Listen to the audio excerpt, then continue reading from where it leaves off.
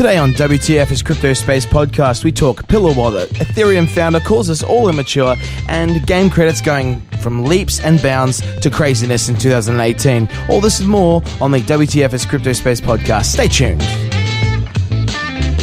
You're smart. You know how to listen to suggestion and make your own decisions, right? We're just two Aussie brothers talking shit about cryptocurrency, so do yourself a favor. Research the topics before doing anything financially. Now for that banging intro music.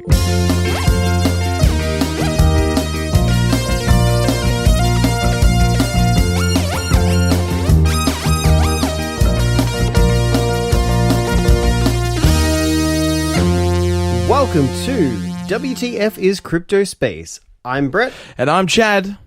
This podcast is all about the crypto space. Welcome to 2018 again. Welcome again. This is our second podcast for the year. Brett, welcome back. You're physically in the studio again. Well, your studio. Thanks, Chad. That was a fantastic interview with Greg last week, mate. Absolutely. Thank you. It was great to have him on, and we got through a few things with utility tokens. Just definitely some awesome feedback from different people. And a couple of people commented on YouTube and gave us some feedback about some things that we need to look at. And one of the ones they said about was PayPi, which is definitely something on our radar to look at as we sort of move through the year. When they come out with their beta release, then definitely on my radar, that's for sure. Now, I'm going to say up top, we're currently recording this via the phone because I am in basically what they would class as a lightning rod zone at the moment. So if you hear any crackling or big blasts, it's not because we're setting off crackers. It's because there's lightning outside and there's rain, which is great for the brown soil that's currently sitting at the front of my house instead of green grass. But let's get straight into the first part of the entire podcast, which is the shout-outs. Shout-outs! Lightning edition. So true. All right, so definitely a shout out to a couple of places, in particular, Pennant Hills in Australia. Hey, Aussies, getting in there. Yeah, absolutely. And Escondido in California, United States, and Chattanooga in Tennessee, United States. In Tennessee, they have the Chattanooga Choo Choo, yeah, which is what Mum used to call me as a child. And Haugesund in Norway. Nice. The Norwegian. That's what Norway is, right? Bloody Australian, the school system teaching me bad geography.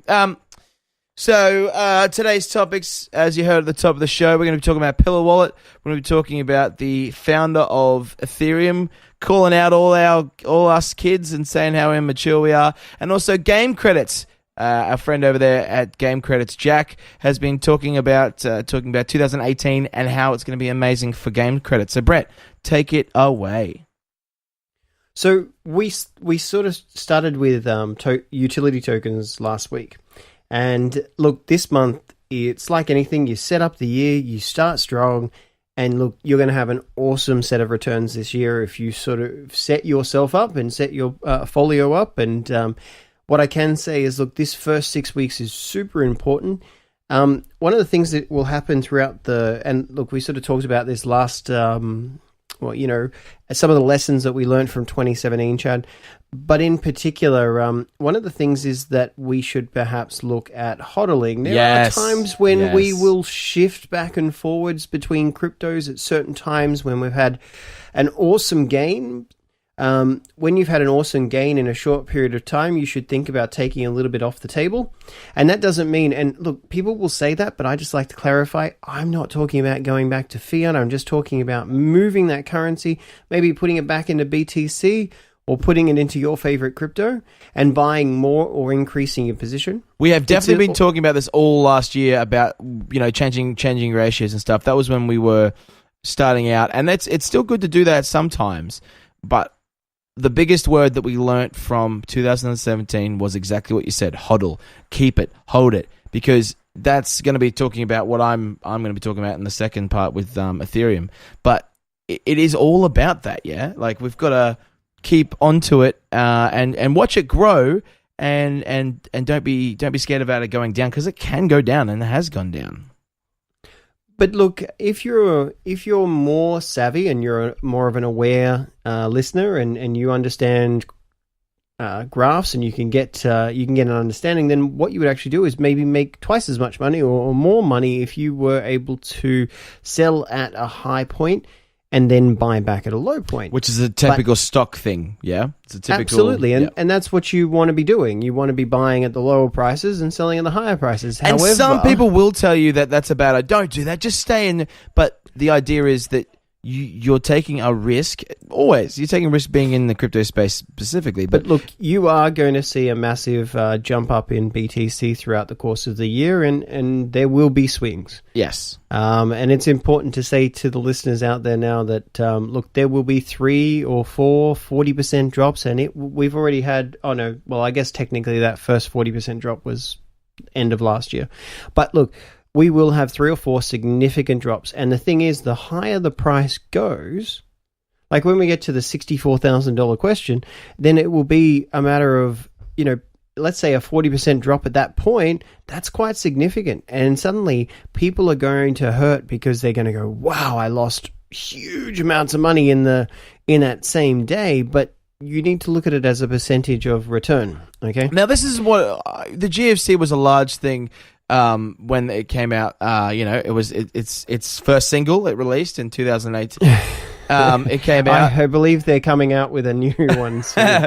But what happened was, in the GFC, it basically there was a guy I know who has shares, and he said he lost like 45 grand worth of his shares. And for me, I was like, but wait, are you going to? You only lost it if you took it out, right? You're only going to lose the money if you take it out. If you still have that amount of shares, it's the same as crypto space. If BTC goes to 60 grand, and then drops to 30 grand, well, you haven't lost anything. You still have the Bitcoin, which is what we need to again change our idea of stuff, because we want more Bitcoin. We don't want more money. We don't want more worth. It's nice to have it more worth, but we want more money, which is why if you sell it at a high price, buy it back in at a low price, you're getting more Bitcoin, which is what the point is, or cryptocurrencies, that sort of stuff. So when it crashes, don't get scared. You still have the same amount of Bitcoin. It just may not be worth as much then as it will be in 6 months' time when it goes up to 100 grand. But then when you get up to that point, you're probably not going to see these prices again too. So that's something to consider as well. Yeah, so jumping in is a good idea. But look, something that you have to think about is, well, where do you store your crypto, right? And so this brings me around to a product that I wanted to talk about. It's this particular token called Pillar. Yes. Okay, now the Pillar project was actually sort of a brainchild of a couple of gentlemen, but the main gentleman that sort of has the more public figure is a gentleman by the name of David Siegel. David Siegel.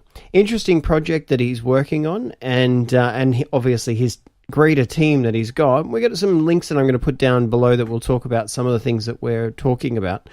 But he brought out a few different essays, but the project, as I said, that they're working on at the moment is Pillar Project. Now, David himself is part of a pretty impressive team that they've got working for Pillar, and he in particular, David he's a web pioneer himself. Okay, so he's a serial entrepreneur. Take that for what it will. Yep. But he's operating out of London, and he operates a few ventures, but in particular, the one, like I said, that they're working on is this particular one, Pillar Token. Mm-hmm. Okay. Now, he's also working with an awesome CTO, which is a senior software developer named Victor Pai. Yep. And he's led a lot of cross-functional teams in very diverse sort of areas like aerospace, energy, and law enforcement. But the really cool thing is that these gentlemen together are creating a brilliant product out there. Now, the thing is that, like anything, you've got to build an ecosystem that people trust. Yes. Okay, and the crypto space, look, being the founder and being part of this initial team, there's two other gentlemen, of course, Thomas Savinzin from Israel. Yep. Yes, and Yogesh Gakwad. Now, remember, everyone, we love hitting those names. If they were wrong, tell us in the Twitter. Please, we'd love to. Please. We'd love to know. Absolutely. But look, they what I like for starters, straight off, is that they never put out a white paper. Now, David is an academic and he's, gone for some interesting positions along the way, but they put out a grey paper and it's looking at about financial plans and forecasts. Now, this particular, so their ICO was on July 15th of 2017 and it ICO'd at 10 USD cents per token. Okay. Now, I got in the ICO, and again, I can't point out enough that when you're looking for tokens, there are I watch, you look at coinmarketcap.com and you look at those that pop into the top 100 and then they drop out and all these sort of things. Now, on the second page is this particular token. Now, this is not on the first, it's not in the top 100. It is still early days, but I've had a 1100% return. 11 what? 1100, so 11x or x11. Wait, so since July, that's like a lot, right? That's still a lot. That's like 100. There's only 100% of everything ever, and you've now got 11 more of those things than you did before. People say it that way. You just say it's 11 times what it was. So it's now, or an easier way is that we can say that it's $1 and. So essentially, what you're saying is that you had a big USD. You had a Big Mac. Now you have 11 Big Macs. Absolutely. That's amazing. That's great. You can feed at least me a couple of days, maybe, if you like. By a day, let's say a day and a half. Overestimating day and a half. So that's pretty good. That's pretty good. So you did pretty well. You're right there, Con the Fruiterer. Okay. So, like I said, look. Now, the thing is that's $1.10 USD now. Yes. Now, naturally, you say to people, well, past won't suggest future results. But here's the thing. They haven't actually done anything. Right. They haven't even scratched the surface. So, wait. So, this is what you guys were talking about last week is utility value. These guys are going to have utility value. They just haven't started to do anything yet. Yeah, they're a little bit different. I guess they sort of overlap with utility value, and I think that their next company venture that they're looking at, the 2030 project, I think that that's definitely what I would call a utility company. What they're doing is going to be quite interesting, and we'll maybe get to that in a bit. But these guys are a structure. These guys, or Pillar, as a project, is going to offer sorts of or types of wallets that will hold strength for the crypto space. Right. So naturally, things like Ethereum, we have things like ETH Delta, okay, where people can trade Ethereum and all the ERC20 tokens. Now, the key is I'm constantly double checking and triple checking when I go to that because ETH Delta is a great site. They've done really well and they do a great thing with little resources. They do an awesome job. But the difficulty is it's hard to have trust in that structure because of how you have to enter your data, which means some people have accidentally clicked on a fake version of the ETH Delta site and lost their money. Now that's not their fault. No, it's just one of those things that you have to it's hacking being hacked. It's going onto a torrent site and expecting to get free stuff and not getting viruses. It's the same thing, except it's more money. Yep. Exactly. No one uses torrent. No one uses torrents anymore because Netflix is a great thing. So where do you think what's gonna happen for 2018 for these guys? Okay, so on the 10th of January, which is just about now, depending on when people are listening to our podcast. Hi, future people. Hi. Hello. So 10th of January, 5 p.m.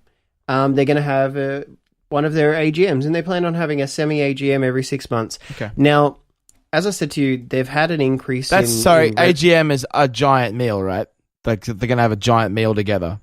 Everything seems to be about food. It is, man. Can I just quickly point out to the people at home whilst I will stop you? I'm currently on a 12-week plant-based diet. Now, you can tell me how stupid I am, but I'm doing 2 weeks currently. This is my first day on the potato diet, and then I'll have anything that anyone gives me right now.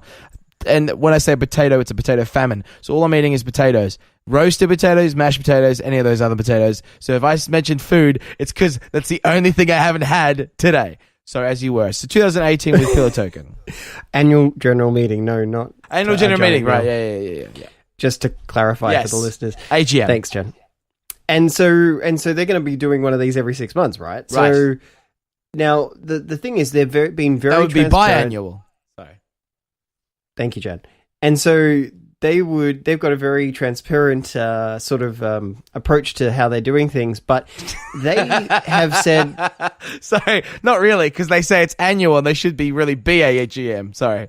I've just caught up on that particular acronym. Thanks, Chad. Thank you. And then, so what they're doing is with their particular approach, they basically are saying that they only need $1 million to run their company. Me too. Per year. Yep. Okay, here's the thing. Yep. Because of the recent boost in their revenue or their total token value. Now, the other thing is that a lot of the core team have actually locked up the value of their tokens. Okay, so wait, yes, tell me what that means quickly. So what they're basically saying is that they're holding their tokens off to the side and not bringing them to market for 3 years. Okay, so that means that they're not artificially inflating the price themselves then? True, but they're also waiting for the price to go up such a point that they believe in their project now and are willing to work towards the project. Now, they might be... it's the carrot before the stick thing. Right, exactly. Yeah. And part of the whole thing with David's approach is that he's trying to build a better way of doing business. When you're talking about IPOs versus ICOs, people go, ooh, snap, that's a bit dicey. I don't know if I want to get involved in those ICOs and things like that. But how they're doing it is that they're actually looking at potentially even helping people to stage their revenue generation. So like these guys, they only had a minimum level that they needed, and they would go and acquire more funds as they reached each new level, and therefore incentivizing both the token holder and the business to be productive and efficient in the way they do things, right? So you're saying this could be the way that we do business, which is a great thing. Absolutely. Just one of several things that interest me about this project. So the thing is that they now have a $240 million market cap. Okay. Wow. That's huge. Now, they now can operate for 240 years. They only need $1 million. I see. Yep. I see the maths you just did there. Yep. So, and that's just now. That's before they even launch their wallet. Now, like I said, 10th of January, they are going to be showing now, just for listeners in Australia, that's 4 a.m. in the morning on the 11th of Jan. If you want to tune in, it's on YouTube on the Pillar channel. We'll put the link below. I will be definitely sleeping, but I'll get the recap later. Well, I'll let you know. So I'll listen to Brett it. doesn't sleep. But for anyone at home, he doesn't sleep. He doesn't sleep at all. He subsists on plant and chloroform. Not since I got involved into crypto stuff. Chloroform. Wait, no. Subsists on... What's that one? Anyway, not chloroform. That's wrong. Anyway, yes. Now, the key is with the Pillar project. Let's talk about a bit of their roadmap. Mm-hmm. So with their roadmap, they've got a range of different tokens. Like I said, I mean, one of the things that the first one they're looking to build is their token wallet. Now, like I said, part of the process is that with providers like ETH Delta, for example, they're brilliant. They really work well. People can exchange their tokens, or My Ether wallet is also a great location, both of which have things that can go wrong. Yep. And so therefore people can lose their tokens, and they're not always, they're less secure. Not the sites are less secure, but the people using them, if not competent, are more likely to lose their tokens. Okay. Right. Okay. So the first wallet they're looking to do is, and it's going to be able to be installed in any iOS or Android app. Okay. Yep. So people can register. Okay, so therefore this wallet will be a normal self-storage wallet, so a bit like the Jax wallet that we both know and love. Yep.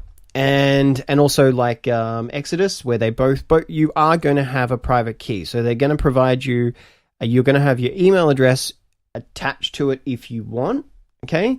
But they're going to have a 12 words seed, okay? Which, for those people who are unaware, that's a stronger version of a private key that people can use if they're interested. Plus, it's readable, and you don't have to do capital letters all the time. It's great. Like, you don't have to go like X0, capital letter, blah, blah, blah. Small one, little dot, a big dot, hashtag, that kind of stuff. Exactly. So then they're going to have recovery. So if the app is lost, they can then give their email address and reinstate the wallet using 12-word seed. Okay. Now, I don't necessarily think this is a great idea, but I do understand. Well, the thing about it is that if people use a crappy, email address and use a shitty password for that email address, Pixie1 at or givemymoneyaway.com at SSW. Yep. Or maybe like PILLARWALLET at loseme.com. Pillar wallet at loseme.com.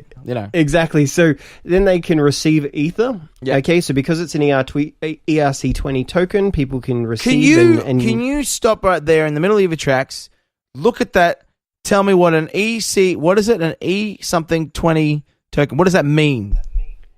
Okay, so ERC20 is an Ethereum token. Okay, and it's Ethereum token standard, okay? Yes. No. What is that? Okay, yep. So the ERC stands for Ethereum Requests for Comment. Okay.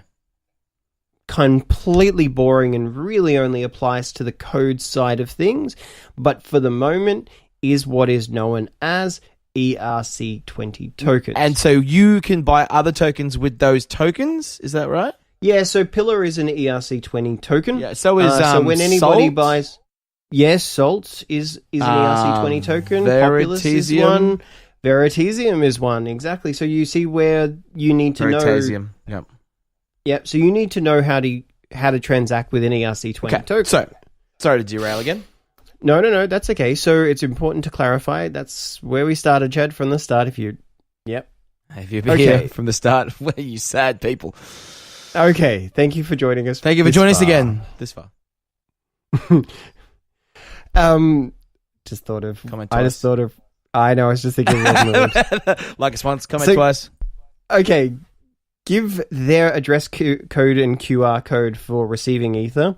So you can show that Ether has been received. You can send Ether. You can paste your QR code and send it. You can move in Pillar tokens. Yes. Okay, so you can bring your Pillar tokens into a safe environment, right? Jesus moves in mysterious ways. You can move in Pillar tokens. You have a dashboard, which means you can see your assets. Yes.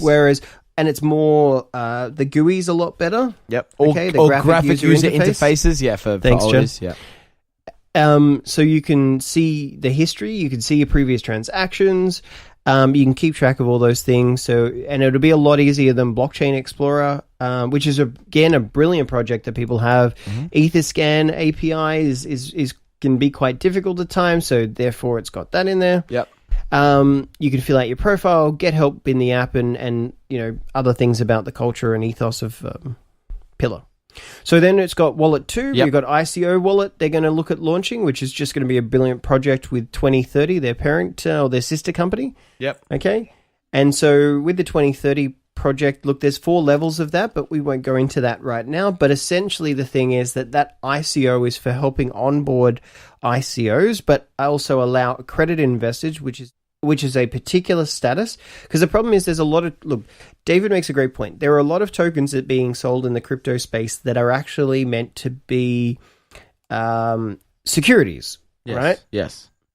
And what that means is that they're an actual share of a company, right? Yep.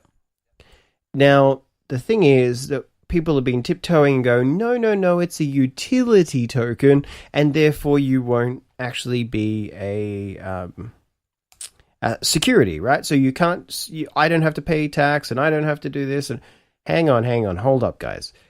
Let's look at the legitimate investments, the system that still exists, and we still have certain things in place, like an IPO. And although this is going to be an ICO wallet, which will then change the playing field, it'll help people to be accredited investors and actually take those, more sophisticated and more risky investments on.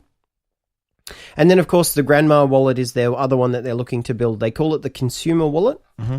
And so they go, this is really based for people who are looking at the experience. So you're thinking really, big buttons, big letters, everything in bold. I'm hoping so. It's someone like on the side email on iPhone, right? Yeah, or someone with a side screen that looks like their grandson teaching them how to do stuff.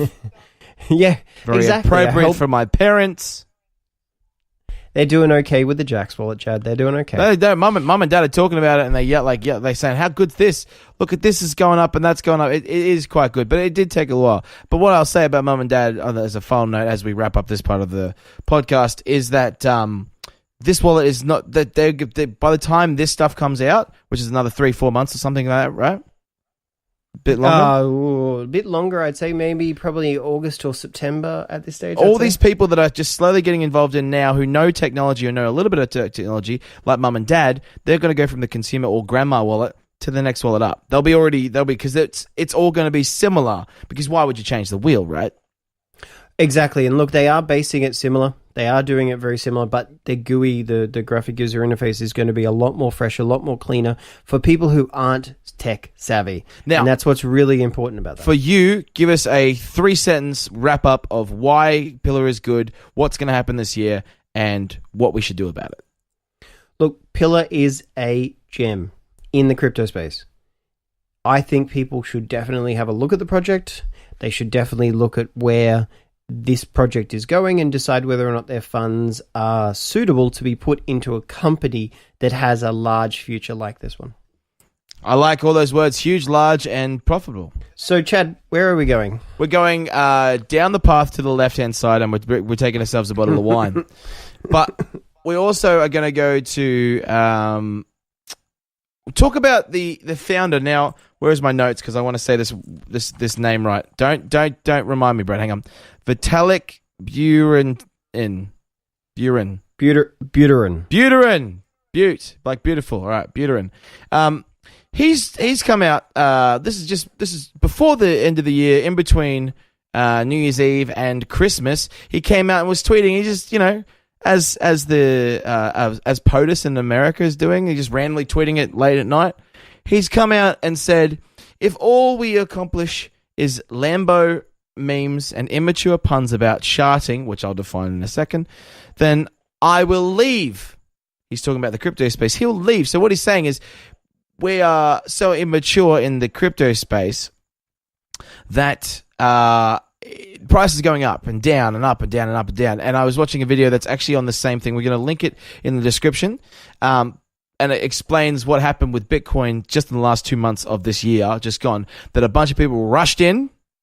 The price went completely skyrocketing, and it's come down. But I disagree with some of it at the end. So watch it in your own time. It says that we're going to see a major, we're talking a major crash, which personally I don't think is going to happen. Brett, you said there might be a couple of ups and downs, but we're not talking everyone loses their money. As we said before, it's not about losing money. If you still have Bitcoin, you still have Bitcoin. Who gives a flying goose? But he's come out and said that. So what's your thoughts? What do you think is happening with the community of people in the crypto space and entering? How do you think it's going to affect us in the next 6, 12, 18 months? Okay, so this year, I think they're wrong. I think, and I say they because Vitalik said this, but also Satoshi Light mentioned about something like this. He thought that Litecoin will go to nothing and all these sort of things. And that's his own token, by the way. And so what I'm suggesting is that we're going to see a significant increase this year in BTC, Ethereum, Litecoin. Okay. However, I do see that there is going to be concerns with the second wave of adoption coming after 2020. Yep. So I see that there could be a real potential for a downturn in cryptocurrencies in the year 2020, but I can't forecast out that far yet because a day is like a month in the crypto space? It has been. It's shown to be like people predicted something for 6 months and it happened in a month. It's ridiculous. Well, look, you know, we put out targets on our Twitter feed. People can go and check it out and like it. October 28th, we put out 5 different crypto predictions, and we'll talk about that in a couple of weeks' time as we get closer to that date. And what we said was that those 5 currencies were going to be hit. Well, I can say now, today, we've hit all 5 of them. Now, things that have affected Australians, and this is a good time to discuss this. I was on the phone to mum and dad for 45 minutes. They were talking to their accountant friend, and they were talking about no names, Chad. No, I won't be saying any names at all. But talking to their accountant friend, and she was saying how the moment you pull money out into the Australian dollar, you're going to get capital gains tax because that's the thing. Well, as I said to mum and dad, and what they're saying is it's hodl. It's the same thing we said at the start. It's about hodling. I want to walk into a bank when they finally accept it in 5 years, 10 years. I want to walk in with the value of Bitcoin or Litecoin or whatever I've got at the time that they accept. I walk in and say, here is 3 Litecoin. My house is now paid. And it never converted over into Australian dollars. They now have Bitcoin. I never paid anything. I own my house now.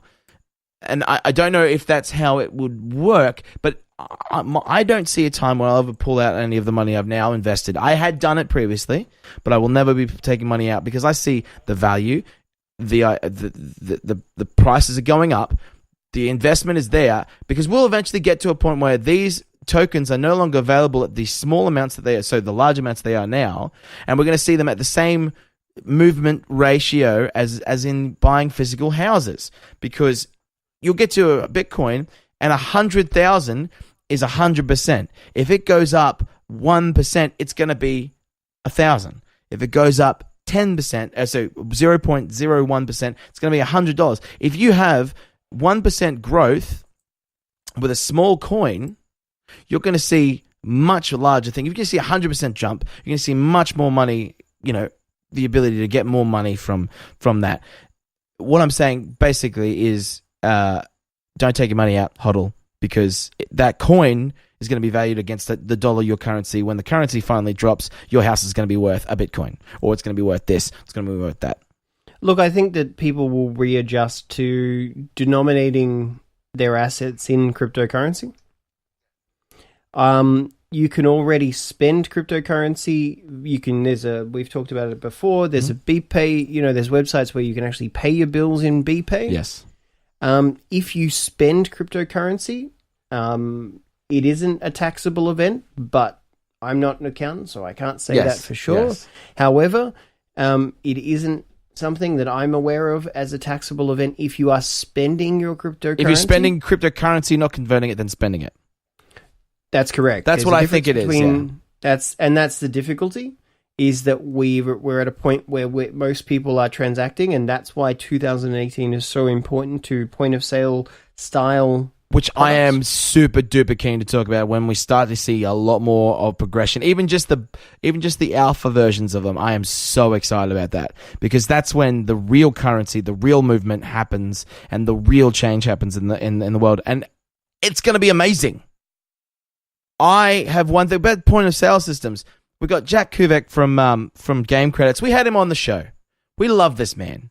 He just came out. He just retweeted something from Game Credits today, as of whatever day it is today. Oh, before you do, sorry, can I interrupt? Yeah, go for your life. Just because I pulled it up. Yeah. Can we give a Game Credits update? Yeah, please. Do you want me to give it? You go Game Credits update, and I will tell you why this is going to be amazing.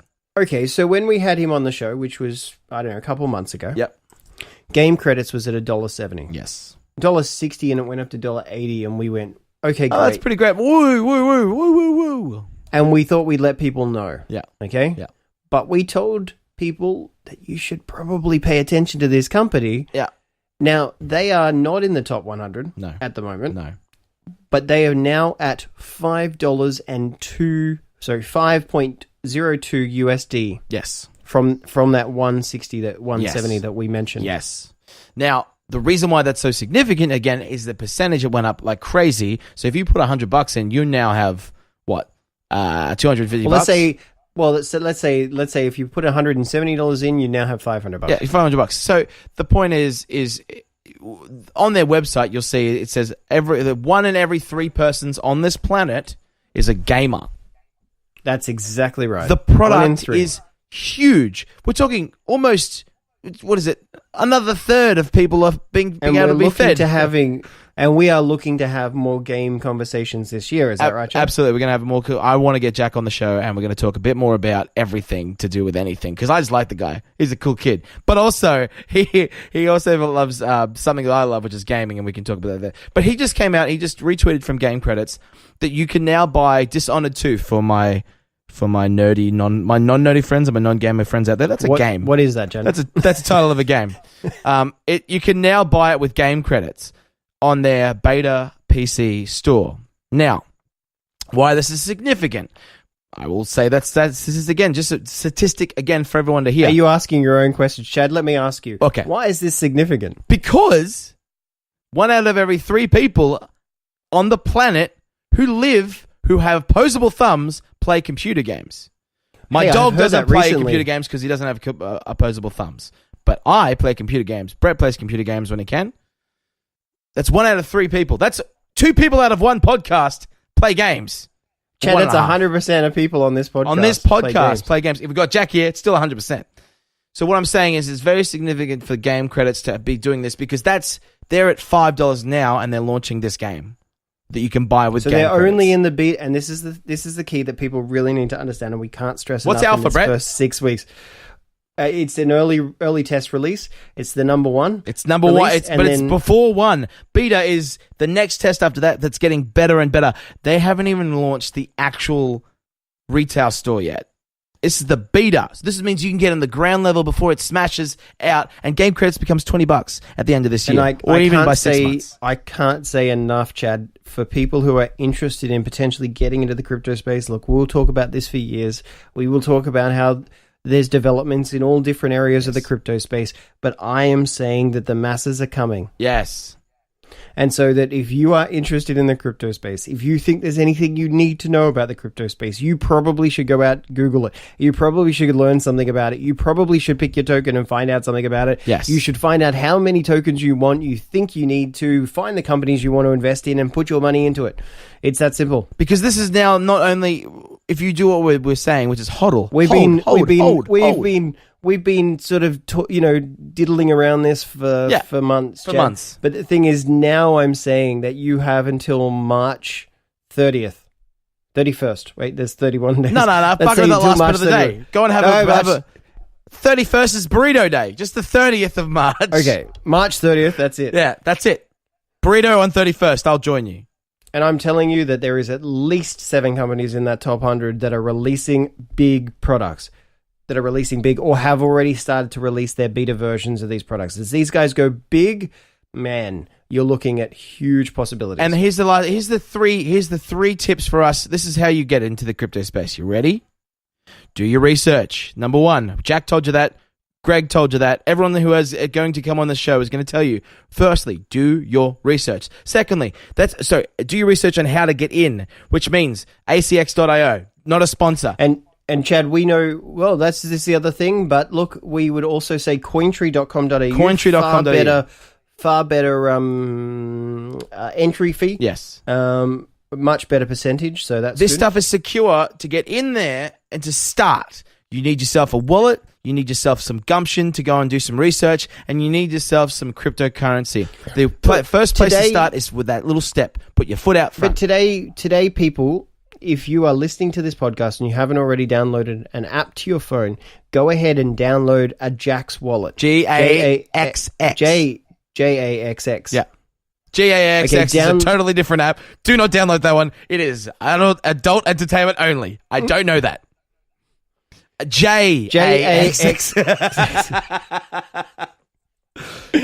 Okay, so download a Jax wallet. And so what I want you to do is download it, follow the first 4 instructions that take you to the actual wallet, choose just 3 cryptos, go through and choose a BTC, Ethereum, Litecoin, and Dogecoin. But just actually go in and find out how the wallet works. Then find a friend who's already in the crypto space. If you don't know someone who's in the crypto space, reach out to us on the whatever. On our Facebook, on the Twitter. Thank you. Yep. And then hit us up and say, hey, look, I'm not sure where to go, and we will help send you in that direction. We will send you in the right direction because, guys, you don't realize this is going to be the next thing. You know when money used to be gold and then they converted it to paper? This is the next step. We're about to hit it. Get involved. Guys, thank you so much for listening to us ramble on this time. This is our long form episode, Brett. This is our long form. Usually it's 15. We decided to go about half an hour this week. Absolutely. And hopefully, give us some feedback. Please. Let us know. Tell us what your commute time is to work if we need to meet that commute time. Yeah, maybe you can play us on the way bugger home everyone as well. else up. Just you. What is it? 25 minutes? We'll make it 25 minutes. 35 minutes? We can make it 35 minutes. You tell us on our Facebook group. Thank you guys so much for listening. You guys are awesome. Like us once and comment in the chat below. Brett, we have our Twitter. WTF Crypto Space. Brett, we also have a Facebook group. Crypto Space. Now, before we talk about the draw, we need to let you know draw? There's a draw coming. I'm going to tell you about the draw. You guys, we might want to. We're going to do something. I'm just saying this right now, live for Brett. Brett, I'm thinking of getting some of our lovely fans, people who download us and do it every week, getting one of them on the show and having a chat, asking live questions that people need to know, answers. I tell you what, on the 30th of January, Chad will be in Melbourne. Yes, I will. And it would be really good if you could reach out to us, join us. Chad and I will both be holding a meetup group. Yes. On the 30th of January. Yep. On Tuesday, the 30th of January. And Chad's only learning about this right now. Yes, I am. And so it will be good. We can... Touché. Yes, absolutely. And so it'll be a good opportunity for you to ask us anything that you need to about the crypto space. If you guys aren't in Melbourne, please just get in contact with us. We also, this year we're going to have our website up and running. Do you reckon we could do it live, Chad? Yeah, we can do it live. Let's talk about that. Fantastic, ladies and gentlemen. Jesus, radio. That aside, we have a competition running since last year. Oh, good. Tell me about it, Chad. Tell them what they win. You will win an hour of our time. Just you, me, and Buggerlugs over there. We're going to be talking to you about what you want to know privately, so you can ask us, what's a Jax wallet? How to use Jax. Yeah, exactly. Jax wallet, all that stuff. You will win an hour of our time to chat and to chill. You bring BYO biscuits. But that will be an hour. You can go into the draw to win that. Brett, how do they go into the draw? All right, look, even if you're not on iTunes, all you got to do is rate and review us on iTunes wherever wherever you are in the world. Look, one review equals one entry. Yes. And also, we're going to draw that on Valentine's Day 2018. That's this year. 2018 is this year. Valentine's Day is the day you got to remember. Brett, you remember when Valentine's Day is? No, let them know. 14th of... What? Hang on, wait. We need to talk about what that... You don't know the date. Jesus. 14th of February, ladies and gentlemen, is going to be the day we draw that. That's going to be Valentine's Day. It's going to be a nice little present for you and only you. Also, guys, click subscribe to this podcast. You'll get an update in your podcast feed every Wednesday, 9 a.m. Australian Eastern Standard Time. But until next time, I'm Chad. And I'm Brett. Let's get excited about the crypto space. The transition has begun. Do, do, do, do, do, do, do, do.